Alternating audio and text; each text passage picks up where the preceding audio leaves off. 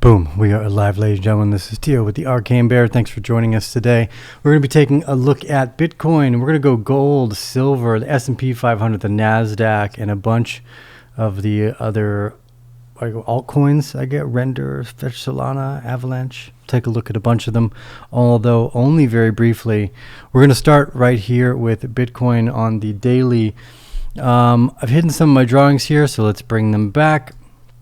We've fallen below the portion of the horizontal trading range, and at the moment we are, again, if you've been following the channel for a while, some of the indecision back here, I thought we were getting a spring.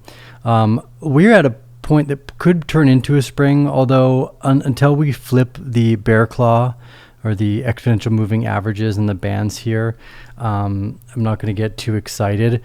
Like I've said in the past, that after we've had a few reaccumulations, this will often turn into distribution, but then will also flip again, which is interesting, right? So again, if we go back, this is the previous bull market on the left-hand side. We had a big distributional portion that took place here, followed by a very small accumulation band that went here before another markup and then into full distribution.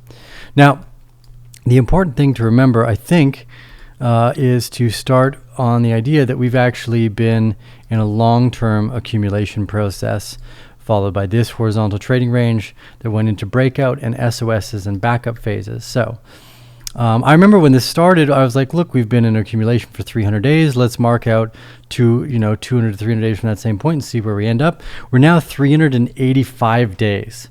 So normally the bull market is somewhat similar to the amount of time spent in accumulation. But again, it's not irregular to see a temporary distribution process turn into accumulation again before being marked up. So that could look a number of ways. I don't know what it is yet, so I don't want to try to front run and predict the future. I did that here with somewhat of a mistake. We had gotten all the other ones right, but I'd even warned everyone here, like, watch out, be careful, be expressively defensive of all of your positions. This is where profit taking is taking place. A lot of people gave me flack for that, said we're nowhere near the top. Most of the altcoins since that moment are down significantly, so we were really close. The downside is, again, I switched my bias again at this moment because it looked like the spring to me. So I think I made a mistake there. Could we see a spring here in terms of the Wyckoff method reaccumulation? Yes, that is definitely a possibility. But if we look closely right now, first off, if we turn the VPVR back on, we can see that approximately $67,000 is a really crucial area, and we have multiple alignments that take place within this area. So here at 64,000 and here at 67,000, super important areas of the chart to take note of. So it's very likely that we will also come back to retest that, even if this is a full-on bearish distribution, which is about to take place. Now, I'm not convinced either way at the moment. All of my stop loss is triggered. I'm not really doing anything at the moment because I'm just waiting for larger confirmations. Some of those things look like this. So we'll hide our drawings here, make it a little bit clearer. We can see that we have bottomed out on the RSI has bottomed out and made some type of bullish divergence pattern. Now, again, this is on the daily, so it's fairly large. The MACD on the daily is also looking like it wants to turn up and cross over the first part, but has not crossed the middle line, one of the most important. Our hash ribbons for Bitcoin are still in capitulation, heavy miner selling. I know a lot of people have made comments that, oh, this is just the government selling, it's all FUD. This is not the case. Miners usually consistently sell after the halving. This is based off their need to have some type of set profit-taking model for their future business development, which means they usually try to earmark a few years of costs ahead of time. So the hash ribbons are pretty great here, not in the green, but this has been a pretty good indicator. Actually, as a matter of fact, you could pretty easily just follow the hash ribbons and go long at, like, as soon as it started to cross over. effectively, that would be the great. And then just to get out anytime you're riding up in capitulation. So as you can see here, the hash ribbons are super high. Here's the previous bull market. We're way above that. So another good indicator again here, just to be cautious. If you are building long positions because you expect that this is a reaccumulation, I would just be cautious. I don't see clear direction either way. I thought I did with the spring back here. Now this leads us to some other data that we can look at. I'm going to slide this in. So this is CoinGlass's. I'm going to move my face over here. Can I do that? I'm gonna move my face. Sorry, you guys. I'm not even gonna edit this because I'm not fast enough. Video capture. No, not that. Oh, it's not moving it. Okay, well that sucks.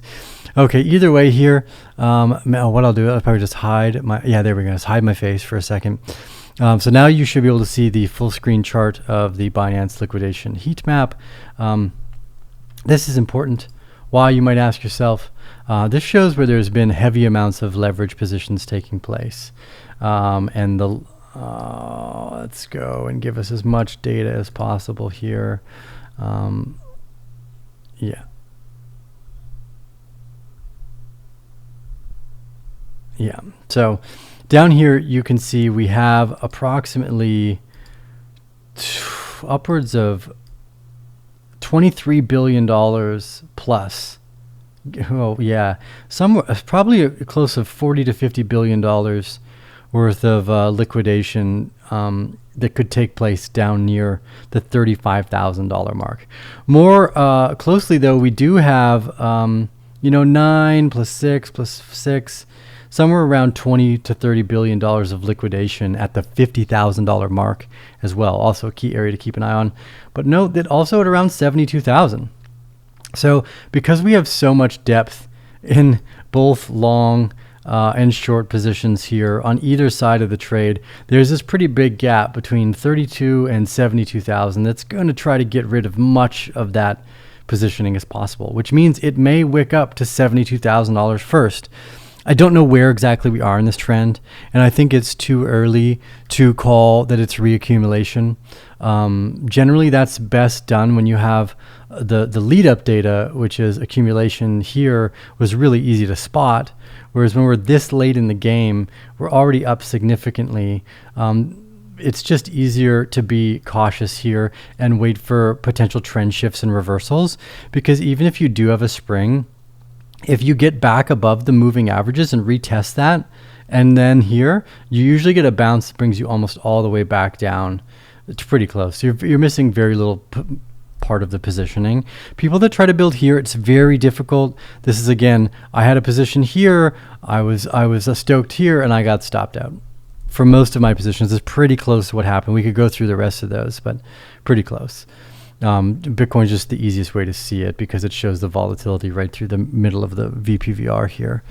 But for now, we have hit the top of the 200-day moving average and couldn't get back above and have started to turn down. So on the lower time frames, we are again seeing just a little bit of bearish rejection off of the slow moving averages here, both in blue and green. And the VPVR running up here. So we've been pushed down from there. If we start to see this trend shift, I think we're going to see it on the 1 hour most likely first here with the bear claw.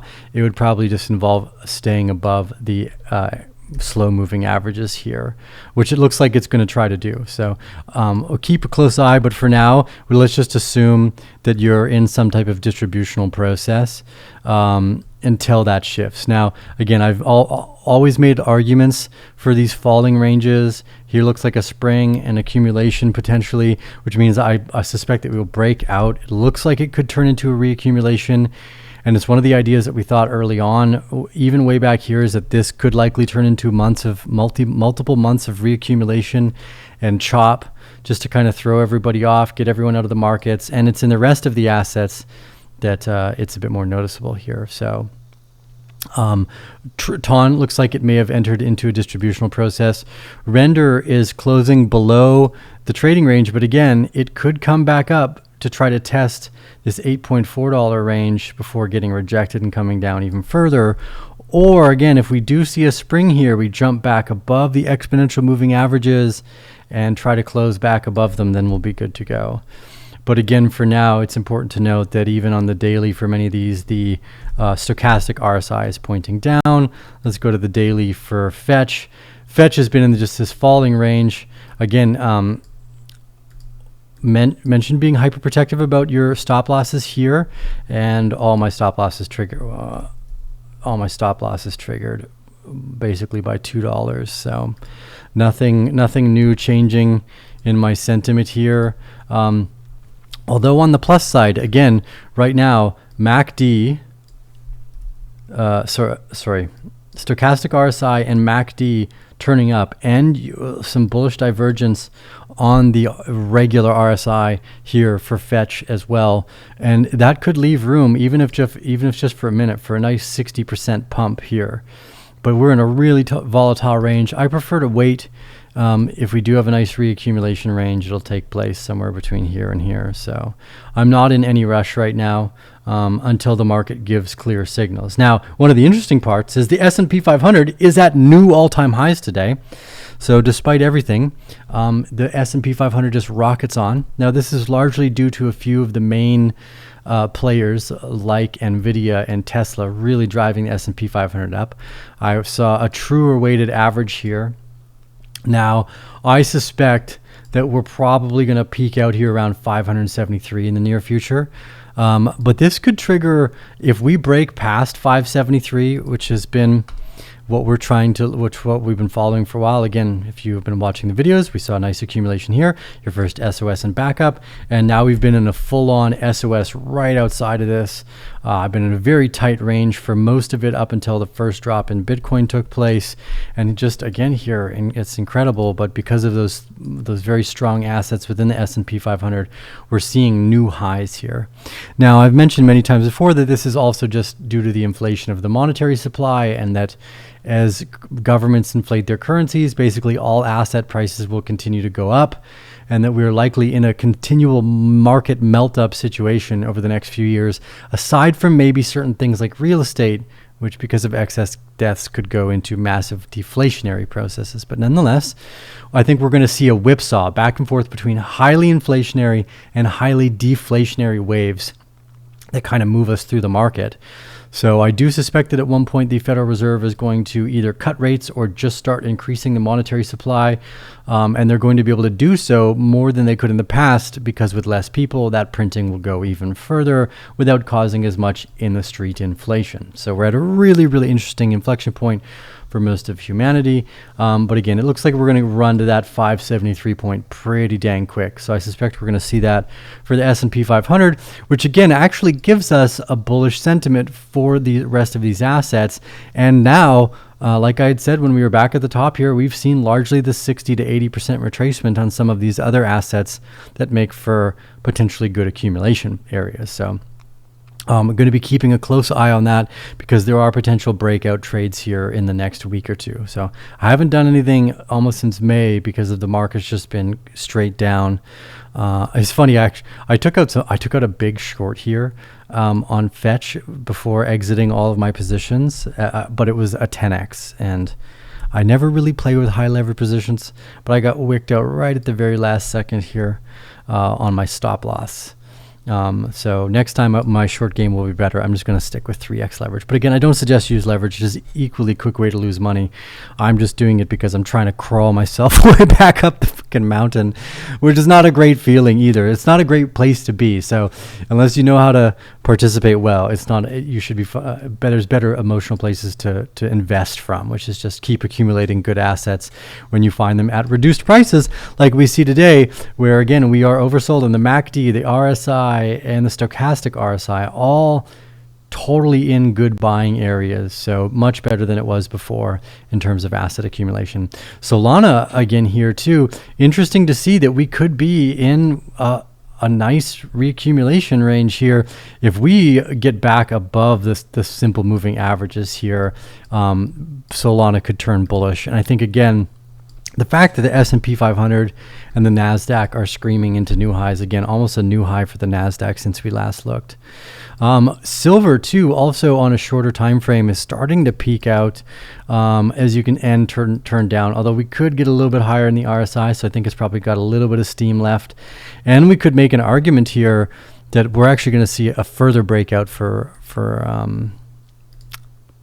silver, that we were in a multi-year reaccumulation pattern that looks really clear on the daily here, and we've just gone now into its SOS above the box and backup phases. So I think seeing strength in silver will be a key indicator, which again it looks like at the moment. So the signs are leading me to believe that this should be viewed as reaccumulation because of what the whole market is doing. But again, until we get a confirmation, in the past, I've gotten too excited when it's so much easier if you're here joining us in October of 2023, when I'm like, buy fucking everything, go long, people are dying and there's blood in the streets. That was like, these were the easiest places, whereas now it's just a little bit easier to be cautious because for Bitcoin at the moment, the RR is not great. So what I mean by that is the reward of potentially $120,000 and maybe the downside of 50% is about equal, right? So because if you go down 50%, you have to come up 100%, if that makes sense. So the downside to 50% is basically equal to that of the 100% to the upside. So there's not a whole lot of, it's not a great trade per se. But from an investment standpoint, you can just kind of simplify your process and do what I do, which is that on the opposite side of things, if you see the capitulation in the hash ribbon, it's just another great place to buy and kind of ignore the price. But that's about it. Again, I just want to highlight that the S&P 500, silver, and gold all look relatively bullish. So I suspect that's going to come over into our alternative space. But again, as you can see, our primary entry points, the secondary reaccumulation, the first part I got stopped out of all my fucking avalanche here, basically, aside from spot, at around this $42 area. So I'm just doing nothing at the moment. But these are much better areas to play the game again, because we'll notice here, if we go down, for the moment, avalanche, most of the indicators are all down below the zero line, although the stochastic RSI is a little high, but also not looking great as we've closed below the 200 and the 314 day moving average. I was hoping we were going to get the test and the bounce off of it here.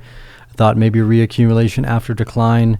But clearly this is why stop losses are great when you're in your trading mentality and already fairly high up in the market. It just removes that. So even if our bias is wrong, we're not taking all of the hits that go down with the ship there. So anyways, just a quick little update. Thank you guys all for joining us. I'm going to be flying to Dubai in the next few days. So if you happen to be there, let me know. I'd love to hang out and meet up with you. I know I've got a few friends out there, but if I can make any more, let me know. I'm going to try to do a video every Monday through Friday. Yeah. Even if it means I have to upload from my phone and basically not do what I normally do, I'm just going to try to make sure I'm always uploading a video, even if I'm just talking about something that took place in the news, because I really love this channel and I don't want to let it die simply because I'm like struggling to find a great way to adapt it to be both creative, fun, and as valuable as possible for you guys, which is why, we've focused mostly on investing over the last few years. So thank you for all joining. Remember to subscribe and check that you are still subscribed if for some reason YouTube has unsubscribed you, because they don't like me because I'm always early and right, and like a witch, they try to burn you at the stake for that stuff.